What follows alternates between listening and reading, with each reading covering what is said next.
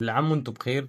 اولا بمناسبة العام الدراسي الجديد، ودي حاجة طبعا كل الامهات وكل الاباء بيكونوا قلقانين على اولادهم، خاصة اللي بيطلعوا دروس في وقت متأخر او بيكونوا قلقانين عليهم وبيحبوا يعرفوا مكانهم وتحركاتهم اول باول. ودي حاجة من خلال هنعملها من خلال خدمات جوجل ومن خلال خرائط جوجل بدون اي برامج خارجية. هتقدر تحدد مكان ابنك او بنتك، ودي خاصية انا عارف ان الامهات كلها بتكون قلقانة.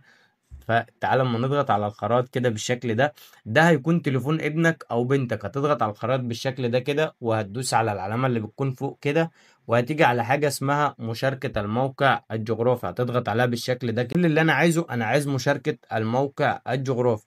هتضغط بالبقاء متصلا بالشكل ده كده، وهيقول لك لمدة ساعة واحدة. يعني لو انت حابب تشارك موقع الجغرافي ده لمدة ساعة واحدة، او حتى ايقاف هذا الاعداد لو ابنك او بنتك بيخرجوا من بدري وبيقعدوا كتير، انت هتحط على حتى ايقاف هذا الاعداد، وهتعمل مشاركة من هنا كده. ولما تعمل مشاركة هيجيب لك الفيسبوك، هيجيب لك كل المعلومات اللي عندك، هيجيب لك فيسبوك، هيجيب لك ماسنجر، هيجيب لك كل التطبيقات اللي ممكن من خلالها تعمل مشاركة. وهترسل الموقع لنفسك، وبعد ما ترسل الموقع لنفسك انت هتراقب الموبايل ده. مش مراقبة يا جماعة بالمعنى اللي معروف، لا، هو مراقبة موقع الموبايل. هتقدر تعرف موقع الموبايل ده دقيقة بدقيقة، بل ثانية بثانية.